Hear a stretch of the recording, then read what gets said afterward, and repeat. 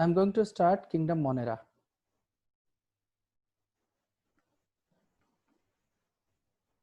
Kingdom Monera.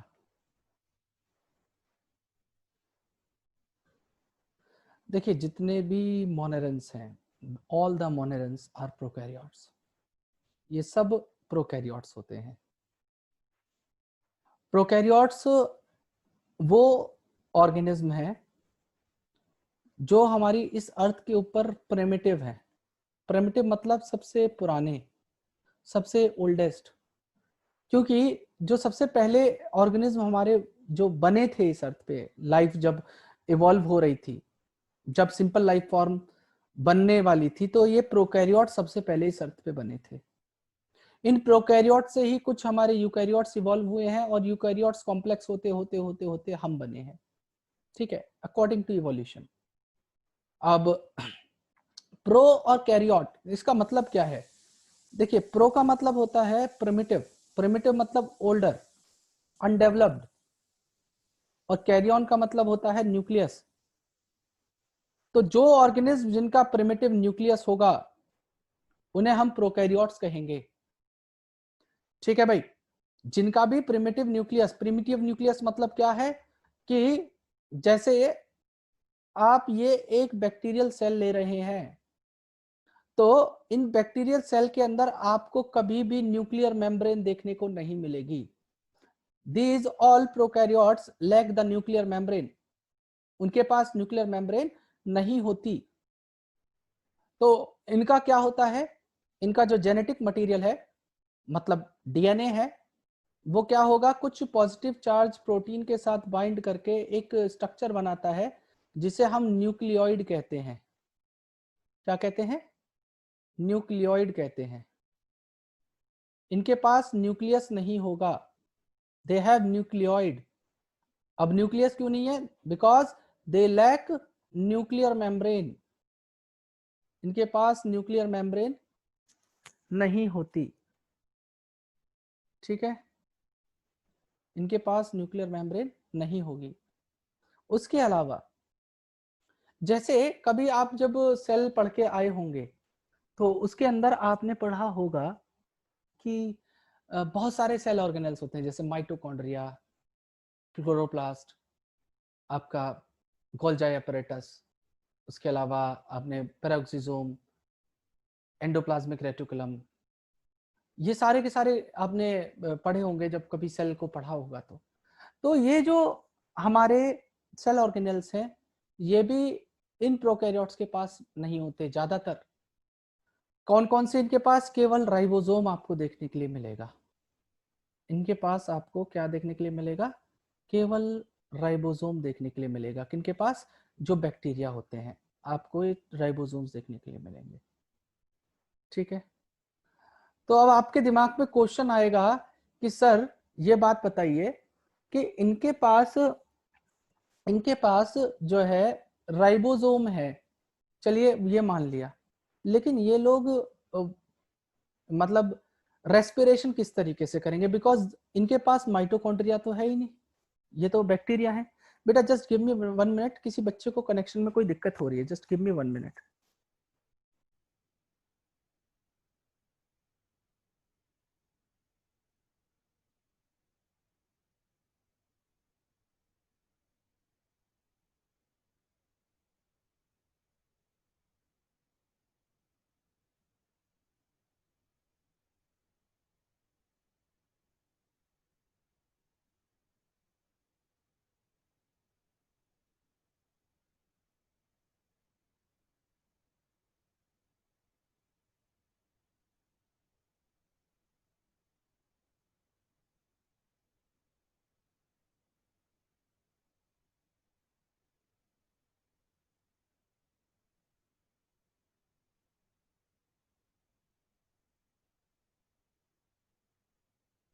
Okay बेटा, देखिए अब मैंने क्या बोला, इनके पास माइटोकॉन्ड्रिया है नहीं क्योंकि ये प्रोकैरियोट्स है. These are what? प्रोकैरियोट्स. तो इनके पास कोई भी सेल ऑर्गेनेल है नहीं, क्योंकि इनकी जो सेल है वो प्रिमिटिव है, अनडेवलप्ड है. तो ये क्या करते हैं, अपनी प्लाज्मा मेम्ब्रेन के थ्रू रेस्पायर करते हैं, और प्लाज्मा मेम्ब्रेन इस तरीके के ना एक्सटेंशन बना लेती है, ऐसे करके ऐसे करके, ठीक है, इस टाइप को। तो इन्हें मीजोजोम्स कहते हैं। अब ये जो मीजोजोम है, ये खास बात है केवल प्रोकैरियोट्स की, मतलब बैक्टीरियाज की। बैक्टीरिया के पास ही मीजोजोम होंगे, और किसी के पास आपको मीजोजोम देखने को नहीं मिलेंगे। You will never see mesosome in eukaryotic cell. This is the if I say signature feature of prokaryotes. उसके अलावा एक चीज और है, बेटा म्यूट कर लीजिए प्लीज।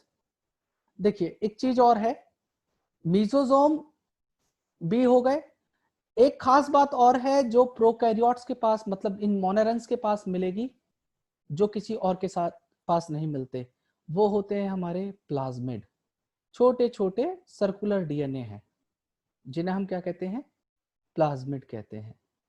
तो ये प्लाज्मिड भी केवल इन्हीं मोनेरन्स के पास मिलेंगे, क्योंकि मोनेरा सारे प्रोकैरियोट्स को रखता है। ये मोनेरा जो है सबसे, मतलब मैं एक तरीके से कहूँ, प्रिमिटिव आपका किंगडम है, जिसके अंदर सारे बैक्टीरिया, आपके साइनोबैक्टीरिया, माइकोप्लाज्मा, सब इसी के अंदर होंगे। ये सब माइक्रोस्कोपिक होंगे, जितने भी मोनेरन्स हैं आपको माइक्रोस्कोपिक मिलेंगे। और moneras are always prokaryotes, they do not pose any true nucleus, इनके पास कोई भी ट्रू न्यूक्लियस नहीं होगा, और इनके पास मेम्ब्रेन बॉन्ड सेल ऑर्गेनेल्स भी नहीं होंगे। उसके अलावा बेटा ये हमारे सबसे ओल्डेस्ट मेंबर हैं इस प्लेनेट अर्थ के। ये इवॉल्व हुए हैं 3.5 बिलियन ईयर अगो। समझ रहे हो कितने साल पुराने हैं, सबसे ओल्डेस्ट मेंबर हैं जो इस अर्थ के ऊपर तब से ये रह रहे हैं। उसके अलावा अगर हम बैक्टीरियाज की स्टडी करते हैं, तो एक बायोलॉजी की ब्रांच है जो बैक्टीरियाज की स्टडी के साथ डील करती है, ठीक है, तो उसे हम कहते हैं bacteriology. That is called bacteriology, जिसमें हम बैक्टीरियाज की स्टडी करते हैं। तो ये तो कुछ मतलब एक मोटी मोटी बात मैंने आपको बताई। स्ट्रक्चर में अभी बहुत सारी चीजें और बाकी हैं जो धीरे धीरे आपके सामने खुलेंगी। स्ट्रक्चर की बात मैं थोड़ी देर बाद करूंगा। अभी मैं इनके जर्नल पॉइंट्स और कुछ चीजें हैं जो मैं आपको बताना चाहूंगा। देखिए समझिए, सबसे पहले मैं इस किंगडम मोनेरा के जनरल पॉइंट्स आपके सामने डिस्कस करूंगा, और डिस्कस करने के बाद मैं आपको कुछ चीजें और बताऊंगा। इसके अंदर क्या होगा, this kingdom include all prokaryotic organism, सारे प्रोकैरियोटिक ऑर्गेनिज्म इस किंगडम के अंदर मौजूद हैं। जैसे बैक्टीरिया,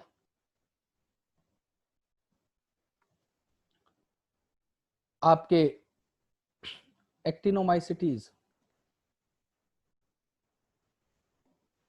एक्टिनोमाइसिटीज को हम लोग फिलामेंटस बैक्टीरिया भी कहते हैं, फिलामेंटस बैक्टीरिया। उसके अलावा माइकोप्लाज्मा, माइकोप्लाज्मा। अब जो हमारे बैक्टीरिया हैं, जो हमारे बैक्टीरिया हैं भाई, ये दो हो सकते हैं। मतलब एक्चुअल में मोनेरा को अगर मैं डिवाइड करूं, तो इसमें जो बेसिकली एनसीईआरटी में दिए हैं वो तो दो ही हैं। एक तो होते हैं जिन्हें कहा जाता है आर्की बैक्टीरिया, आर्की बैक्टीरिया, और दूसरे कहलाते हैं यू बैक्टीरिया। ये जो यू बैक्टीरिया हैं, ये ही होते हैं ट्रू बैक्टीरिया, यही हैं हमारे ट्रू बैक्टीरियाज। मतलब ये जो यू बैक्टीरिया हैं, इन्हीं बैक्टीरिया को, ये जो मैं लिखा है ना यहाँ पे, ये बैक्टीरिया, ये हैं यू बैक्टीरियाज, ये ट्रू बैक्टीरियाज होते हैं। और जो आर्की बैक्टीरिया हैं, जो हमारे आर्कीबैक्टीरिया हैं वो अलग हैं। आर्कीबैक्टीरिया प्रिमिटिव बैक्टीरिया होंगे, आगे बात समझ में। और इस यू बैक्टीरिया का एक टाइप और होता है, एक टाइप और होता है, या इसे दो पार्ट में और डिवाइड कर सकता हूं मैं, किनको, इन यू बैक्टीरियाज को। पहला पार्ट मैं कह दूं क्या, आपका साइनोबैक्टीरिया और माइकोप्लाज्मा। माइकोप्लाज्मा, ये इस तरीके से आपको कैटेगराइजेशन करनी है, ठीक है जी। तो हमें इन सब के बारे में पढ़ना है, किन के बारे में, आर्कीबैक्टीरिया के बारे में, यू बैक्टीरिया, साइनोबैक्टीरिया, माइकोप्लाज्मा, सबको पढ़ेंगे हम लोग, एक एक करके सबको पढ़ा जाएगा, ठीक है। अब कुछ पॉइंट्स और सुनिए।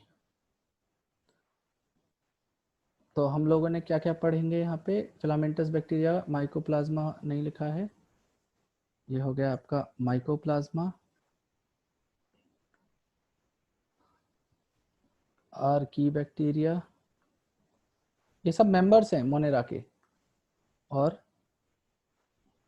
Cyanobacteria, these all are the members of kingdom Monera. अब ये सब के सब माइक्रोस्कोपिक हैं, इनको आप नेकेड आई से नहीं देख सकते, दे ऑल आर माइक्रोस्कोपिक। और इनके पास क्या है, ट्रू न्यूक्लियस नहीं है, तो दे do not pose a true nucleus और membrane bond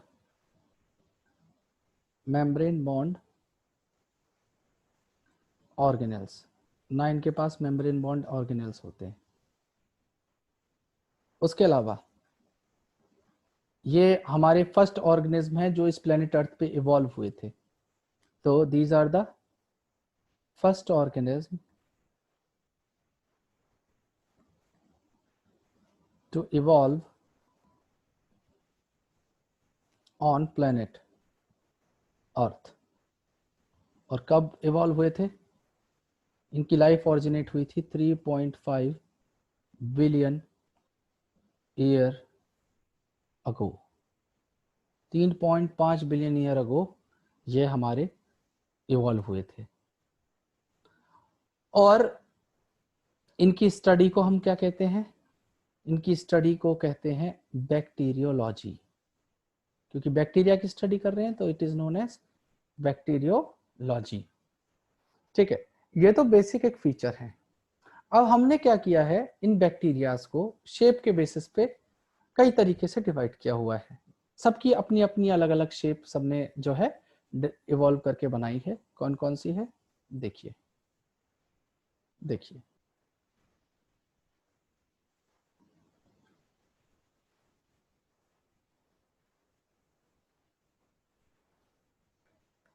देखिए शेप के बेसिस पे बात कर रहा हूं। सबसे पहले मैं लिख रहा हूं यहाँ पे शेप ऑफ बैक्टीरिया। इसके बेसिस पे मैंने क्या डिवाइड किया है इसको, जैसे कोकस, फिर बेसिलस, विब्रियो और स्पाइरलम, ये चार शेप के आपको बैक्टीरिया देखने के लिए मिलेंगे। सबसे कॉमन टाइप होता है कोकस। कोकस का मतलब है स्फेरिकल कुछ स्ट्रक्चर होना, क्या होना, स्फेरिकल स्ट्रक्चर होना। तो स्फेरिकल शेप के बेसिस पे हम लोग क्या कहेंगे, जैसे इन्हें डिवाइड कर देंगे, एक को कहेंगे मोनोकोकस। मोनोकोकस का मतलब क्या है कि इस तरीके से एक बैक्टीरिया एक मौजूद है। डिप्लोकोकस मतलब यहाँ पे क्या हो गया, दो बैक्टीरिया एक साथ जुड़ गए, ऐसे दो की यूनिट में प्रेजेंट है डिप्लो। फिर ऐसे हो जाता है टेट्राकोकस, टेट्रा का मतलब हो गया 4, तो हमारे चार बैक्टीरिया एक साथ ग्रुप में मौजूद है, टेट्राकोकस बन गया, ठीक है।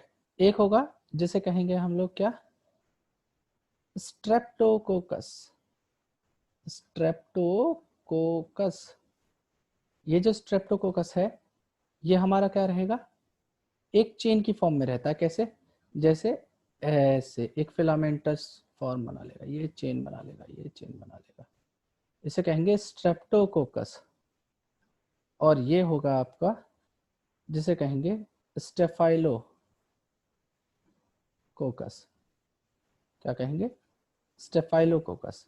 यहाँ पे क्या होगा, ये इस शीट की फॉर्म में मौजूद होते हैं, एक बैक्टीरियल शीट मौजूद होगी, ऐसे बहुत सारे एक शीट जैसे फॉर्म करेंगे, जिस स्ट्रक्चर को हम कहेंगे क्या, staphylococcus.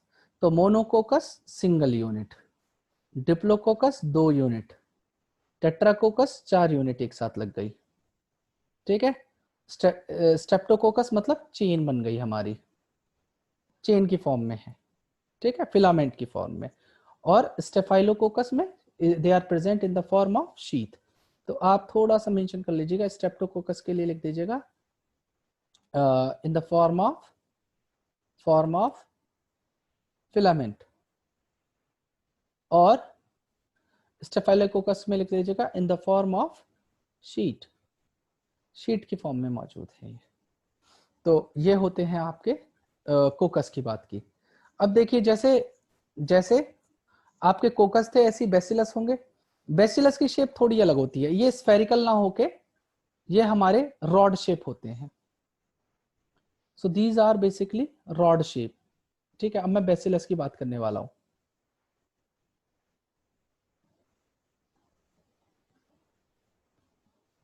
C, next is bacillus form. Bacillus is rod shape, ये रॉड शेप्ड होते हैं।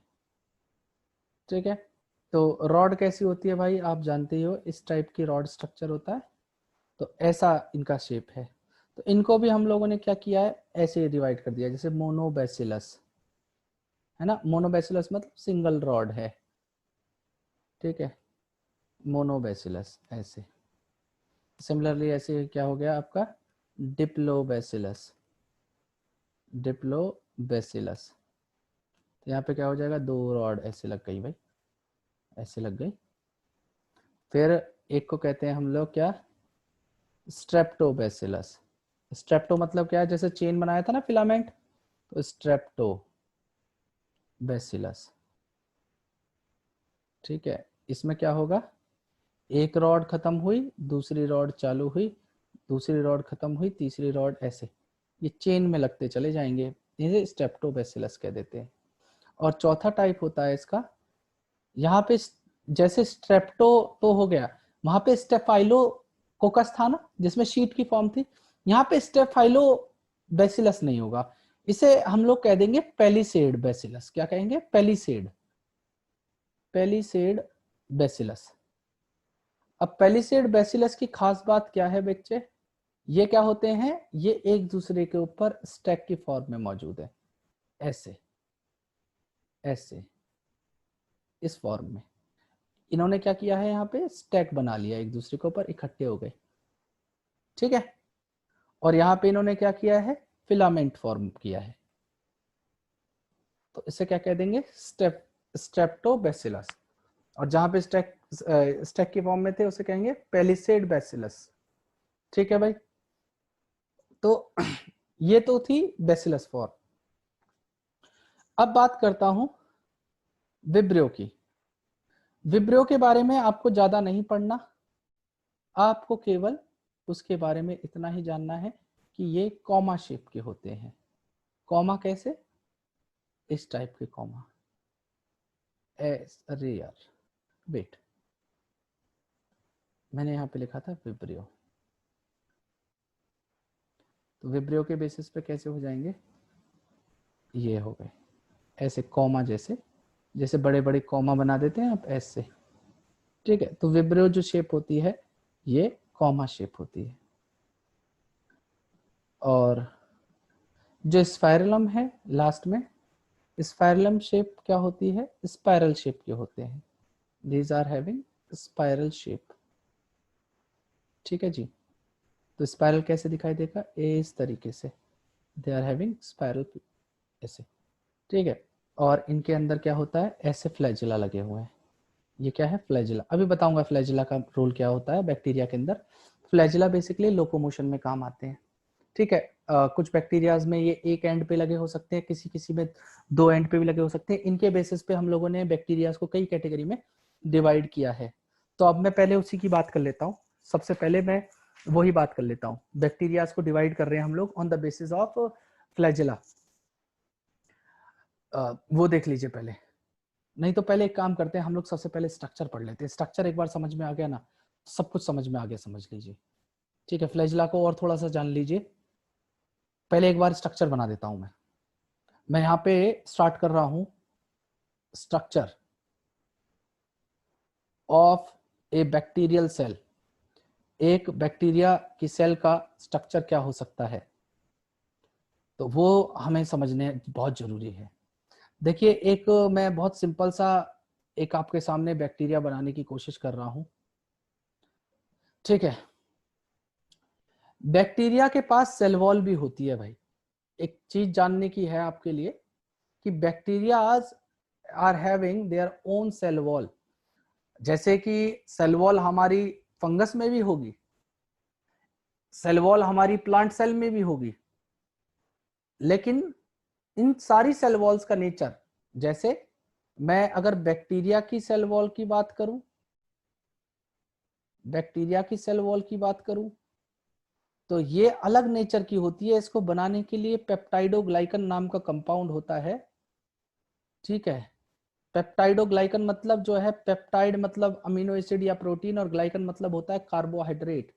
ये हमारे इन दोनों कंपाउंड से मिलके बनते हैं। ऐसे ही फंगल जो सेल वॉल होती है फंजाई की, वो हमारी बनती है काइटिन से। कुछ लोग उसे चिटिन बोलते हैं, ठीक है। तो आपको कोई ना कोई बोलता हुआ जिंदगी में जरूर मिल जाएगा काइटिन को चिटिन। तो chitin according to them, it is exactly chitin। it is made up of N-acetyl muramic acid, इसे नाम कहते हैं N-acetyl muramic acid। ये इसकी बेसिक यूनिट है जिससे ये काइटिन बनता है। अब ऐसे ही प्लांट जो सेल वॉल है, ये बनता है किसके साथ, ये बनता है सेलुलोज का। एक्चुअली मुझे काइटिन के नाम पे हंसी इसलिए आई कि हमारी क्लास में एक लड़के की पिटाई बहुत हुई थी इसके ऊपर। वो जब काइटिन बोलता था तो चिटिन बोलता था। तो हमारे जो टीचर थे, वो, हम सरकारी स्कूल के पढ़े हुए, केंद्रीय विद्यालय का हूँ मैं, पास आउट, तो हमारे टीचर बहुत पीटते थे। तो वो जब काइटिन बोलता था तब पिटाई होती थी उसकी। तो उसकी शक्ल मेरे को याद आ जाती, तो हंसी आ जाती है।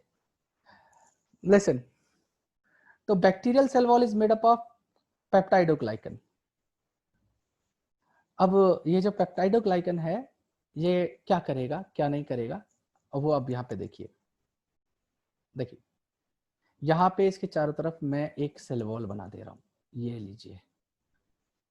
अब सेल वॉल है, इसका मतलब ये नहीं है कि भाई इसके पास प्लाज्मा मेम्ब्रेन नहीं होगी। प्लाज्मा मेम्ब्रेन सबके पास होती है, सबके पास होती है। मतलब किसी के पास सेल वॉल हो या ना हो, ये तो सेकेंडरी बात है। प्लाज्मा मेम्ब्रेन होनी बहुत जरूरी है, तो वो तो होगी होगी सबके पास। मतलब मैं बोल रहा हूं तो होगी, ठीक है। कोई भी ऐसा ऑर्गेनिज्म नहीं है जो बिना प्लाज्मा मेम्ब्रेन के इस अर्थ के ऊपर एग्जिस्ट कर पाए। अभी फंक्शन जब सेल पढ़ाऊंगा तब समझ में आएगा प्लाज्मा मेम्ब्रेन के कितने इंपॉर्टेंट फंक्शन है। तो ये जो बाहर वाली बनाई है मैंने, ये हो गई क्या हमारी, ये हो गई सेल वॉल। और अंदर वाला जो स्ट्रक्चर बना रहा हूं, ये क्या हो गई, प्लाज्मा मेम्ब्रेन। अब आपको क्या बनाना है, आपको बनाने हैं इनके मीजोजोम। तो मीजोजोम मैंने क्या बताया, प्लाज्मा मेम्ब्रेन ही एक्सटेंड करके ऐसे मीजोजोम बना लेती है, ऐसे थोड़ा सरफेस एरिया बढ़ा देती है रेस्पिरेशन करने के लिए, क्योंकि इनके पास बेचारों के पास माइटोकॉन्ड्रिया नहीं है, तो ये मीजोजोम लेके चलते हैं। हाँ, मीजोजोम हम लोग के अंदर नहीं है, जितने भी यूकैरियोट्स है they lack mesosome. Mesosome is a feature of bacterial cell और प्रोकैरियोटिक सेल। उसके अलावा भाई आप क्या करेंगे, आप इनके जीनोमिक डीएनए को बना दीजिए, ये लीजिए, ठीक है, ये इनका जो है मेन डीएनए हो गया, जिसे मैं न्यूक्लियोइड कह दे रहा हूँ, न्यूक्लियोइड, जिसके अंदर इनका जेनेटिक मटेरियल है, जेनेटिक मटेरियल, ठीक है, जो न्यूक्लियस के अंदर होना चाहिए था। सिमिलरली इनके पास न्यूक्लियोइड के अलावा कुछ सर्कुलर क्रोमोसोम्स होंगे, एक्स्ट्रा। एक्स्ट्रा मतलब मैं क्या लिख रहा हूं, इन्हें लिख रहा हूं, इनका नाम प्लाज्मिड। प्लाज्मिड की डेफिनेशन होती है, दीज आर एक्स्ट्रा क्रोमोसोमल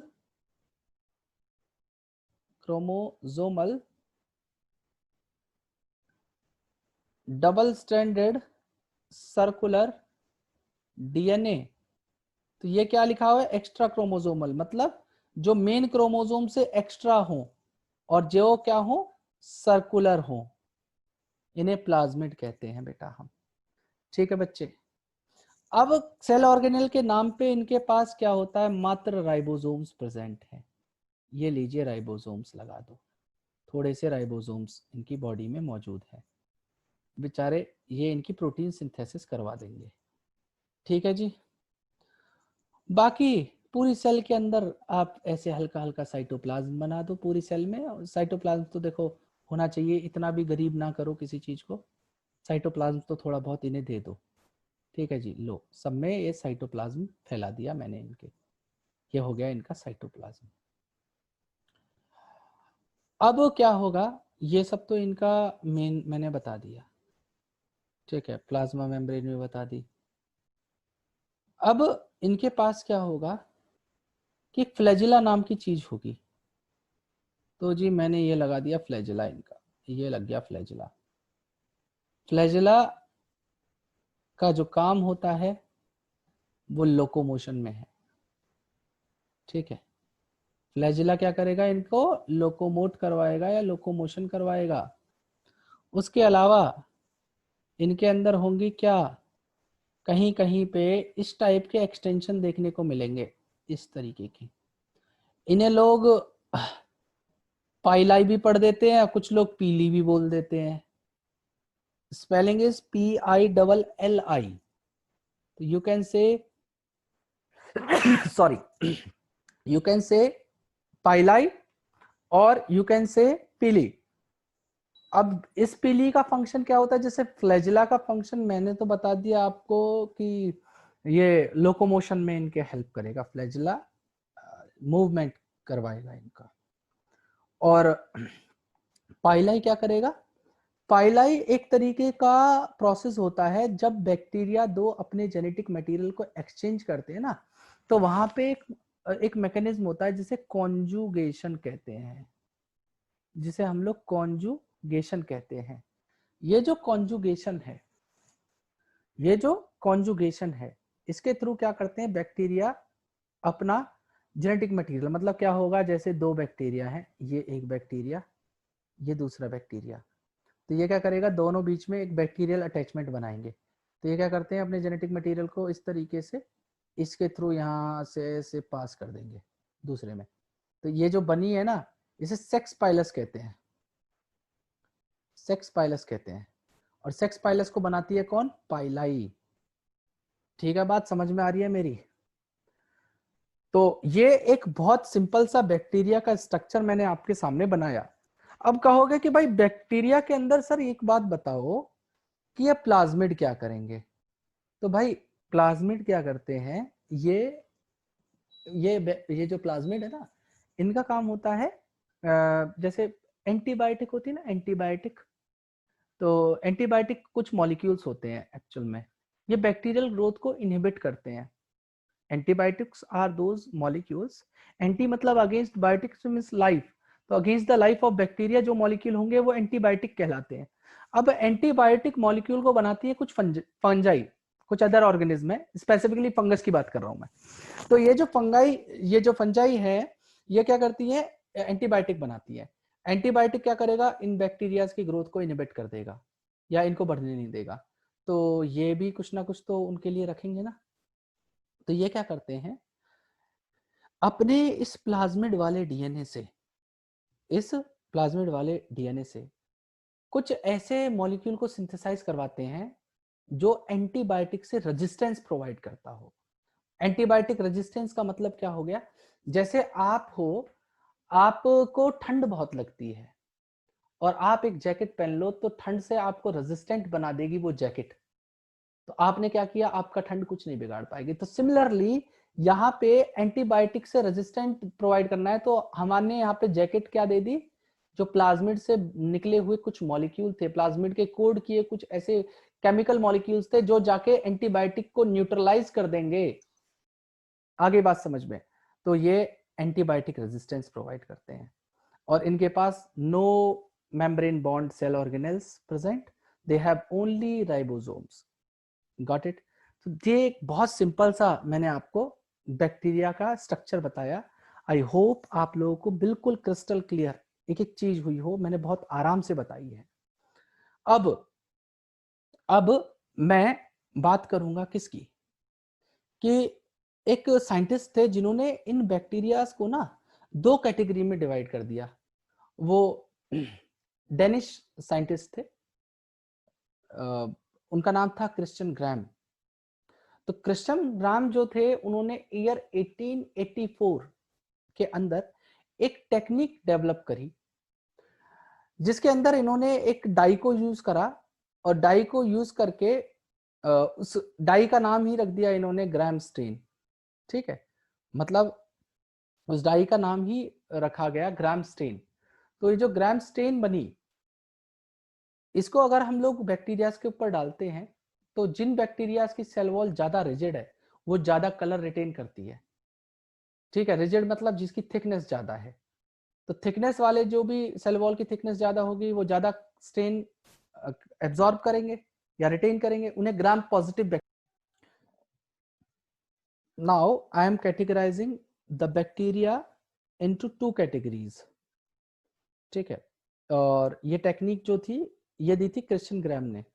तो मैं लिख रहा हूं सबसे पहले क्रिश्चियन ग्राम का नाम, he was a Danish physician.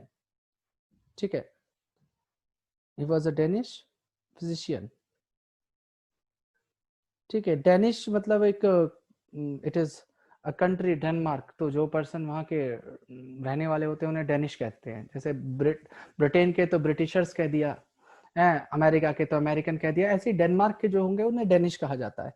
तो डेनिश फिजिशियन थे जिनका नाम था क्रिश्चियन ग्राम।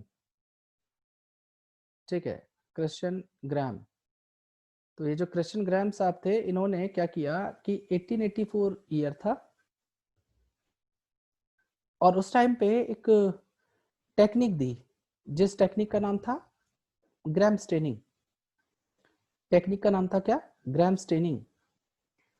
और ग्राम स्टेनिंग के बेसिस पे इन्होंने बैक्टीरियाज को दो कैटेगरी में डिवाइड कर दिया।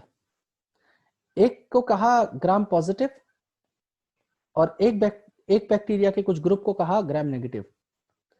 देखिए, ये ग्राम पॉजिटिव और ग्राम नेगेटिव कहने का इनका मतलब मेन पर्पस क्या था, या मतलब इसको किस बेसिस पे कहा गया। तो जिन लोगों ने सेल पढ़ा हुआ है उनको अच्छे से पता होगा कि मैं क्या कहना चाह रहा हूं। देखिए, जो भी बैक्टीरिया होगा जिसकी सेल वॉल ज्यादा थिक होगी, ज्यादा थिक होगी, और अगर मैं यहाँ पे एक ग्राम स्टेन को लेके आता हूं, क्या लेके आता हूं, ग्राम स्टेन को लेके आता हूं, ये एक डाई है, it is a dye. Stains क्या होती हैं, डाई होती हैं हमारे, कलरिंग एजेंट मान के चलिए आप इसे। तो जब मैं ग्राम स्टेन अप्लाई करूंगा इन बैक्टीरिया के ऊपर, तो जो ग्राम पॉजिटिव बैक्टीरियाज होंगे, बेटा gram positive is a group of bacteria, ये अकेले ऐसा नहीं है कि एक ही बैक्टीरिया ग्राम पॉजिटिव होगा, बहुत सारे। तो ज्यादा से ज्यादा अमाउंट में जो स्टेन है वो यहाँ पे रिटेन हो जाएगी, वो रिटेन हो जाएगी। और जब मैं इसको वॉश भी कर दूंगा, after even washing it's this this stain from the cell wall, मैं इसको वॉश भी कर दूंगा तो ये स्टेन जो है यहाँ पे इसकी सेल वॉल के अंदर जो रिटेन हो चुकी है वो रहेगी। तो ये क्या है, आपको ना एक अलग तरीके का जो है कलर देगा, जिसे हम लोग कहते हैं पर्पल। तो ये जो बैक्टीरिया हैं आपको पर्पलिश कलर के नजर आएंगे जो ग्राम पॉजिटिव है। और और आप ग्राम नेगेटिव की बात कर रहे हैं, तो इनकी देखिए, इनकी सेल वॉल की थिकनेस ज्यादा थी ना, तो इन्होंने ज्यादा रिटेन किया। अगर मैं पॉजिटिव बैक्टीरिया लेता हूं तो इनकी, जो नेगेटिव ले रहा हूं, इनकी सेल वॉल की थिकनेस है बहुत कम। देखिए इनके कंपैरिजन में बहुत कम है, देखो ये इतनी ज्यादा थी, ये कम है।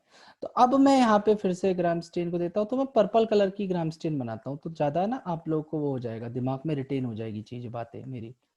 तो यहाँ पे मैं ऐसा करता हूँ, पर्पल कलर की स्टेन बना दे रहा हूँ।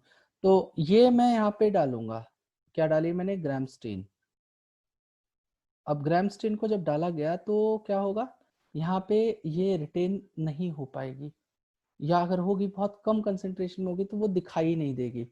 तो हम लोग क्या करते हैं, बाद में सेफ्रोनिन डाल के इसको ना देखने के लिए कोशिश करते हैं इन बैक्टीरियाज को। देखो ये बैक्टीरिया, उसका खुद का कोई कलर एज सच नहीं होता है। तो हम क्या करते हैं, अगर इनको माइक्रोस्कोप से भी देखेंगे तो ये आपको ऐसे ट्रांसपेरेंट से दिखाई देते हैं। तो आपको क्या करना पड़ता है, इनको मतलब ढंग से देखने के लिए स्टेन का यूज कर लेंगे हम लोग। ठीक है, स्टेनिंग करी जाती है, और स्टेनिंग करके इनको फिक्स कर देते हैं हम लोग। एक स्लाइड होती है, आप लोग अगर स्कूल में, अभी स्कूल खुले होते तो आपको दिखाया, मतलब स्लाइड्स दिखाई गई होती, प्रैक्टिकल होता है इनका। तो उन स्लाइड्स के ऊपर ये फिक्स कर दिया जाता है, इनको ड्राई करके फिर स्टेन डाल दी जाती है, और उसके ऊपर कवर स्लिप लगा के हम लोग माइक्रोस्कोप के नीचे उसको रख के आईपीस से देख पाते हैं। तो यहाँ पे क्या होगा, जो ग्राम नेगेटिव बैक्टीरिया हैं ये ग्राम स्टेन को उतना एब्जॉर्ब नहीं कर पाएंगे, because they are not having that thick cell wall, they are having thin cell wall in comparison to gram positive bacteria, so they will appear pink in color। इनका जो colour होगा वो pink आपको दिखाई देगा। तो देखिए जो भी ग्राम पॉजिटिव होंगे वो पर्पल, जितने भी ग्राम नेगेटिव होंगे वो पिंक। तो ये मेन डिफरेंस है ग्राम पॉजिटिव और ग्राम नेगेटिव बैक्टीरिया में। अब इनके कुछ बैक्टीरियाज हैं, उनके नाम याद करने पड़ेंगे। देखो एक खास बात और है आपको, जो बिल्कुल मतलब बताना चाहता हूं मैं, वो बात ये है कि जो हमारे ग्राम नेगेटिव बैक्टीरिया है ना बेटा, ये ज्यादा एक्चुअल में पैथोजेनिक होते हैं। पैथोजन सुने कहते हैं दो, देखो जो भी डिजीज कॉजिंग बैक्टीरिया है that is known as pathogen. जो भी डिजीज कॉज कर सकता है हमारी बॉडी में वो पैथोजन है। तो ज्यादातर जो बैक्टीरिया डिजीज हमारी बॉडी में कॉज करते हैं वो ग्राम नेगेटिव है। ग्राम पॉजिटिव इतने ज्यादा पैथोजेनिक नहीं होते in comparison to gram negative. Got it. तो इनके पास पैथोजेनिक कैपेसिटी आई कहां से, मतलब ये ऐसा ऐसा क्यों है कि ये बीमारी कर रहे हैं, ऐसा क्या क्या है इनके पास अपने आप को बचाने के लिए। देखो इनकी तो सेल वॉल इतनी थिक है, तो हमारा तो इम्यून सिस्टम इसको तो 2 मिनट में कोलैप्स कर देगा, 2 मिनट में इसको ध्वस्त कर देगा। लेकिन इसके बावजूद भी ये ग्राम नेगेटिव बैक्टीरिया इतने ज्यादा मतलब खतरनाक हो रहे कि हमारी बॉडी में बीमारी कॉज कर रहे हैं। ऐसा कुछ तो इनके पास स्पेशल होगा।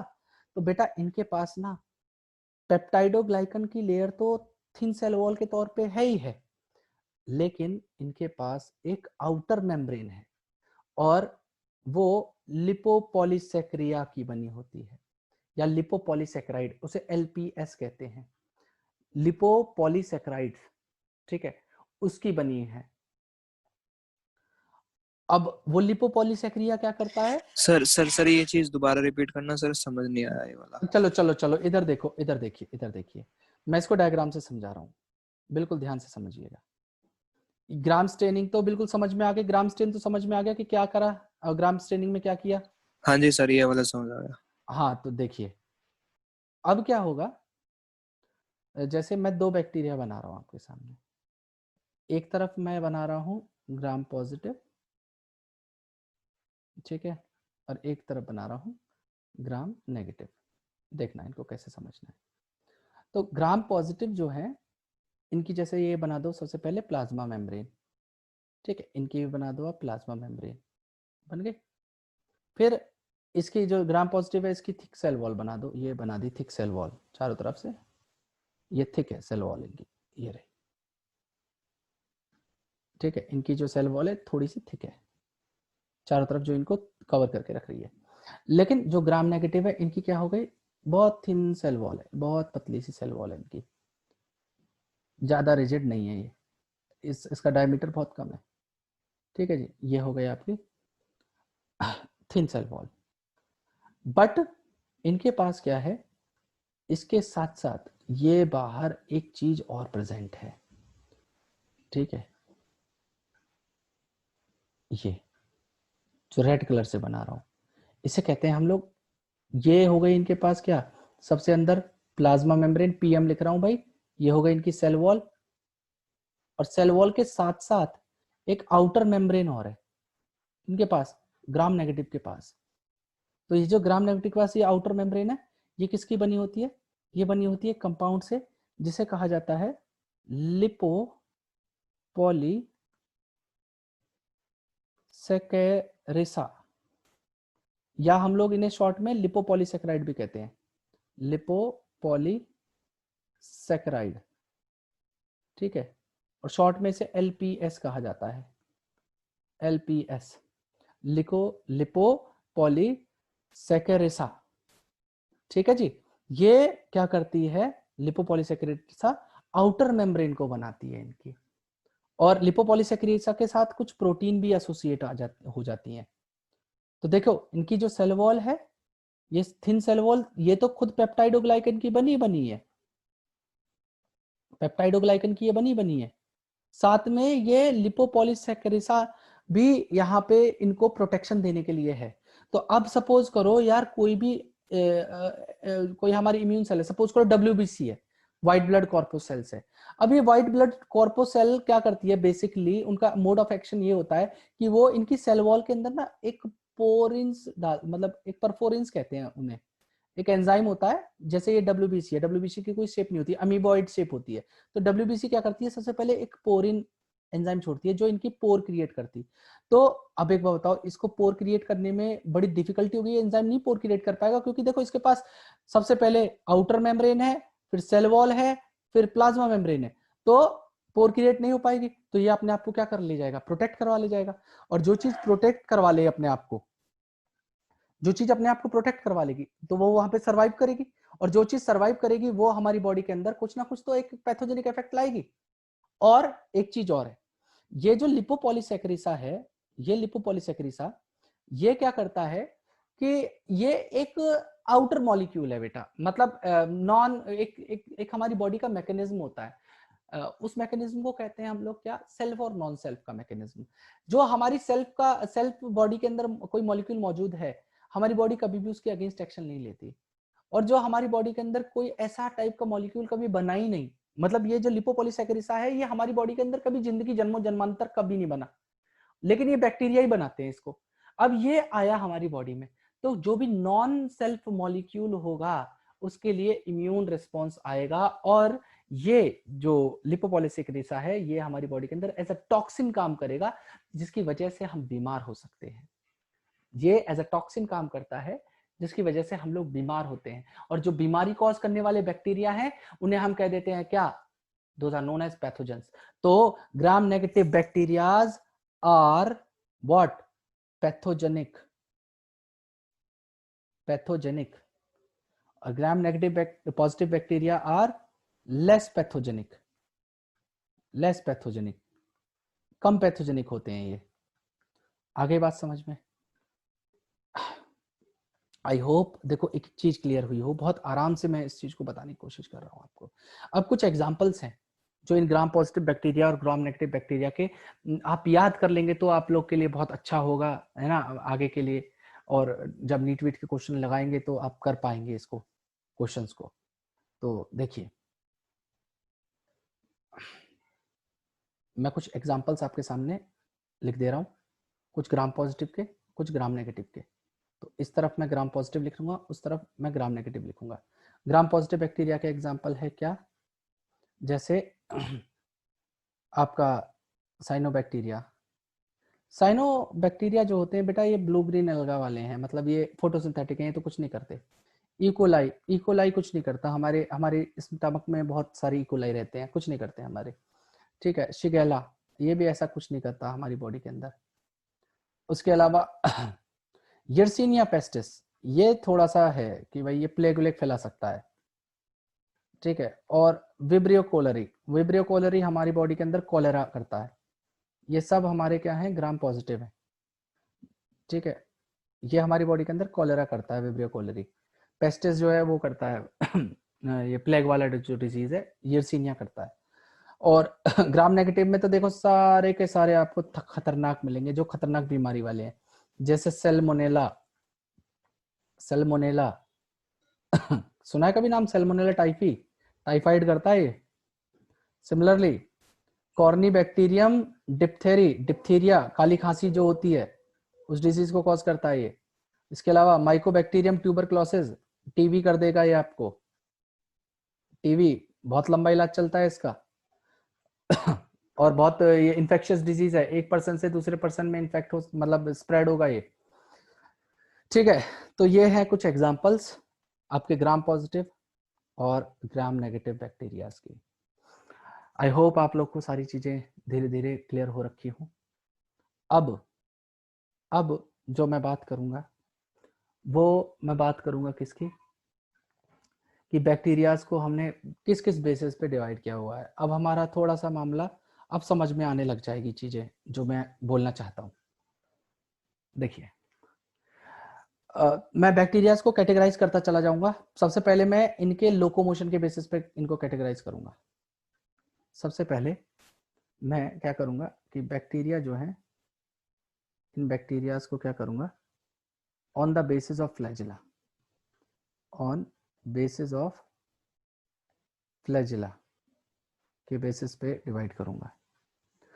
तो सबसे पहला क्लासिफिकेशन कर दे रहा हूं मैं, जिनके अंदर फ्लैजिला प्रेजेंट है, ठीक है, जिनके अंदर फ्लैजिला, मैं लिख दे रहा हूं फ्लैजिला प्रेजेंट है, और जिनके अंदर फ्लैजिला एब्सेंट है, जिनके अंदर फ्लैजिला एब्सेंट है।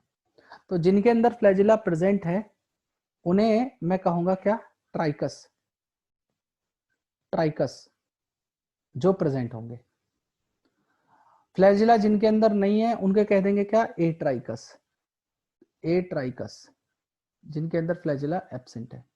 अब इस ट्राइकस को भी मैं क्या करूंगा, कई कैटेगरी में डिवाइड कर दूंगा, जैसे मोनोट्राइकस,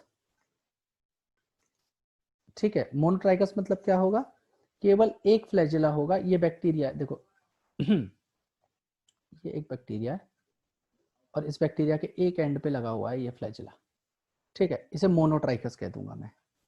सिमिलरली इसे कहूंगा मैं क्या, एक को कहूंगा एम्फीट्राइकस, एम्फीट्राइकस। एम्फीट्राइकस का मतलब क्या होगा कि भाई ये आपका बैक्टीरिया है, इसके दोनों एंड पे फ्लैजिला लगे हुए हैं एक एक, ये हो गया एम्फीट्राइकस। सिमिलरली नेक्स्ट कैटेगरी में डिवाइड करूंगा जिसे कहूंगा क्या, लोफोट्राइकस। मैं लिख रहा हूं लोफोट्राइकस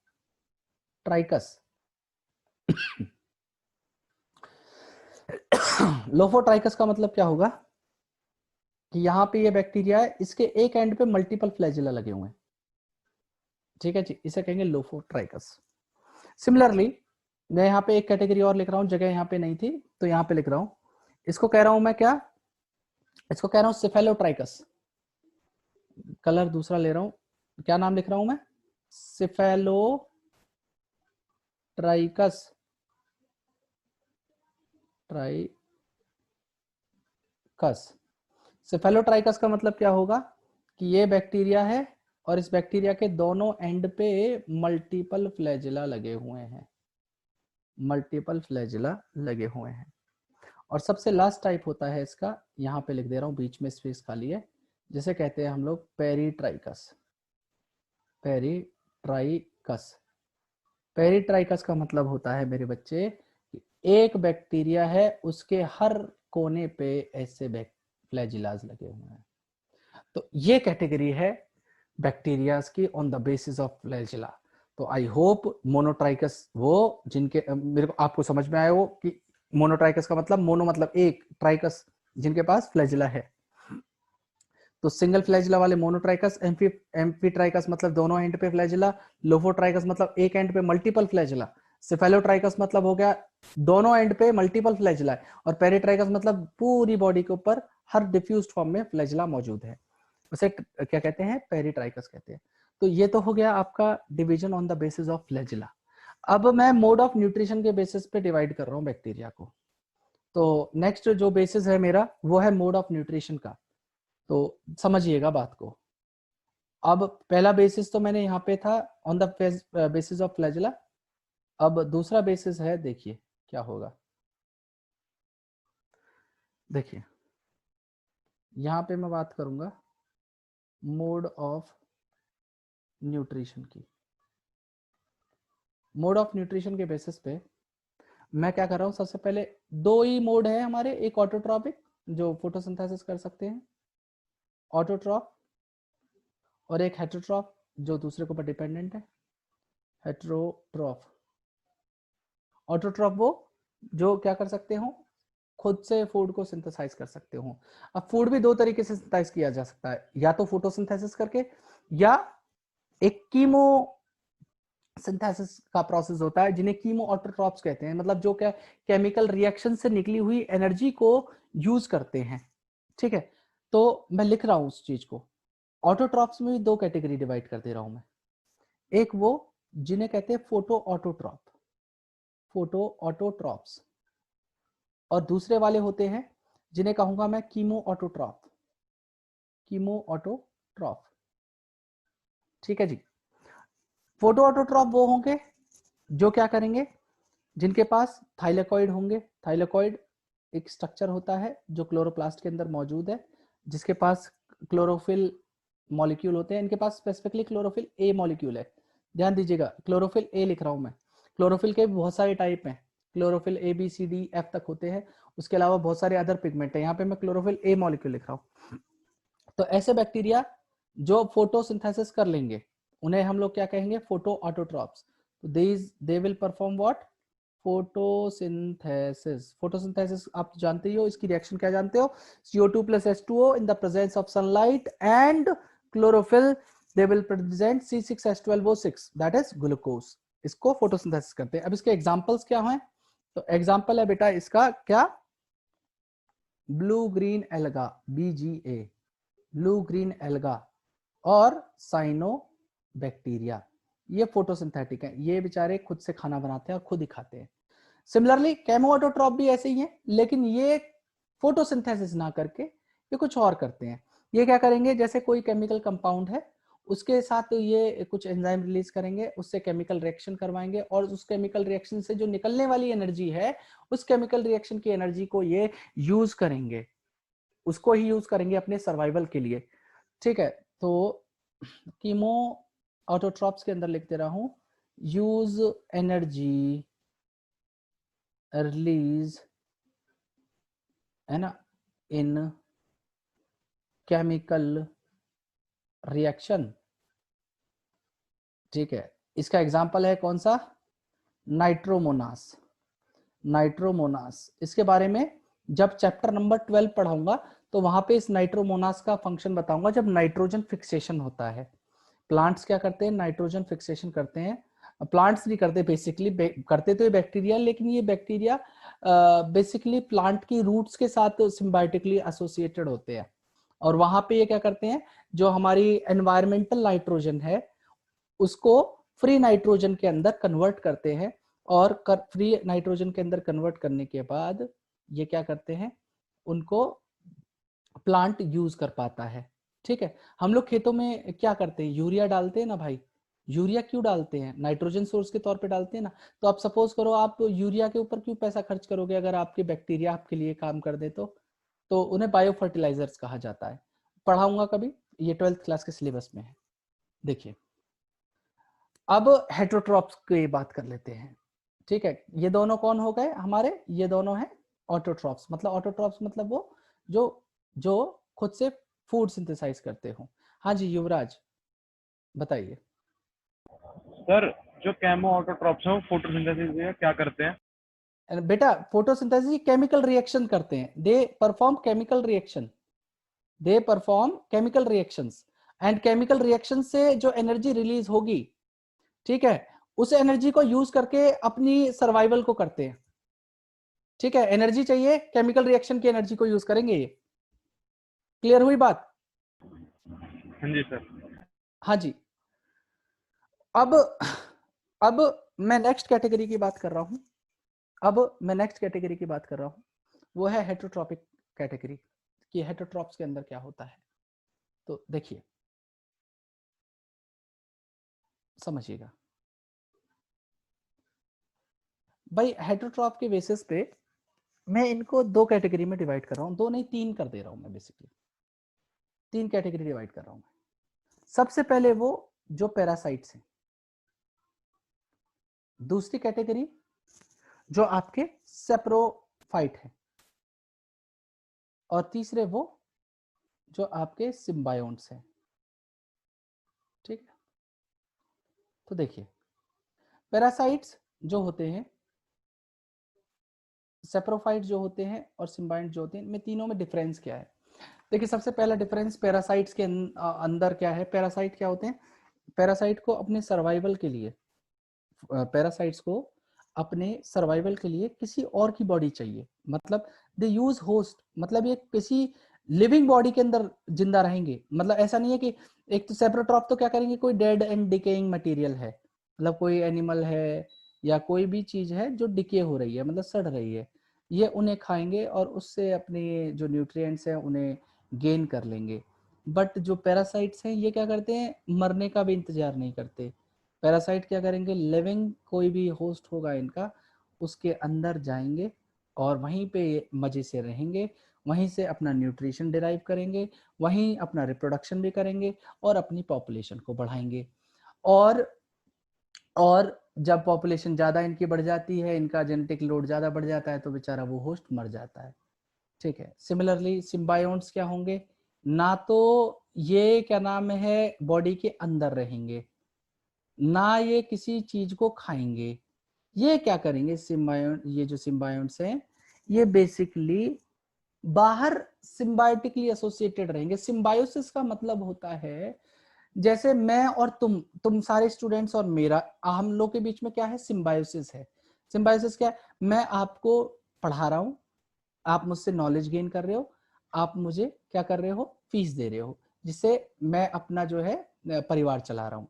तो ये क्या है, हमारे बीच में सिम्बायोसिस है कि आपसे मुझे फीस मिल रही है जिससे मेरा सर्वाइवल है, और इन रिटर्न आप लोग मुझसे क्या कर रहे हो, पढ़ रहे हो, ताकि आप आगे चल के आप भी अपने सर्वाइवल के लिए कोई जॉब कर पाओ। तो ये क्या है, एक सिम्बायोटिक एसोसिएशन है हम दोनों के बीच में, म्यूचुअल एक रिलेशनशिप है जिसमें ना आपको कोई हार्म है ना मुझे कोई हार्म है। ठीक है, मैं आप लोग के साथ मेहनत कर रहा हूं, अपना समय दे रहा हूं, तो और इन रिटर्न आप मुझसे नॉलेज गेन कर रहे हो और इंफॉर्मेशन ले रहे हो। तो ये एक सिम्बायोटिक एसोसिएशन होता है या रिलेशनशिप कहते हैं इसे। तो सिम्बायोटिक एसोसिएशन किसका किसका होता है, जैसे राइजोबियम। राइजोबियम एक बैक्टीरिया है जो कि लेग्यूम प्लांट्स होते हैं, जो लेग्यूमिनेसी एक फैमिली होगी। Chapter number 5 morphology in flowering plants, उसके अंदर फैमिलीज पढ़नी थी लेकिन वो सिलेबस से हट गया। उसके अंदर इस पार्ट को पढ़ना था कि लेग्यूम्स क्या होते हैं। तो लेकिन इसका जो मतलब नाइट्रोजन फिक्सेशन है, उसके अंदर आपको चैप्टर 12 में ये बता दिया जाएगा कैसे ये करते हैं। तो एक एक करके इनके बारे में बात कर लेते हैं। तो देखिए, सबसे पहले मैं बात कर रहा हूँ पैथोजेंस की। तो पैथोजन में सबसे पहला है हमारा क्या, सॉरी पैरासाइट्स में ये बेसिकली क्या करते हैं, पैथोजेंस होते हैं। तो पैथोजेंस मतलब जो हमारी बॉडी के अंदर डिजीज कॉज करें आके, disease causing bacteria are known as pathogens. अब इसमें होते हैं जैसे सेल्मोनेला, ये हमें टाइफाइड करेगा, सेल्मोनेला टाइफी। ठीक है, ये कॉज करता है क्या, टाइफाइड। मैं लिख दे रहा हूं, टाइफाइड। उसके अलावा दूसरा होता है विब्रियो कोलेरी, ये हमें नाम से पता चल रहा है, कोलेरी मतलब कोलेरा करेगा, कोलेरी। it will perform it is mainly cause for cholera cause करेगा। और सेप्रोफाइट के तौर पे क्या होते हैं, जैसे आपका होता है जिसका नाम है क्लॉस्ट्रिडियम बोटेलिकम। ठीक है, क्लॉस्ट्रिडियम वर्टिकुलम। ये क्लॉस्ट्रिडियम बोtulicum बताऊं कहाँ आता है?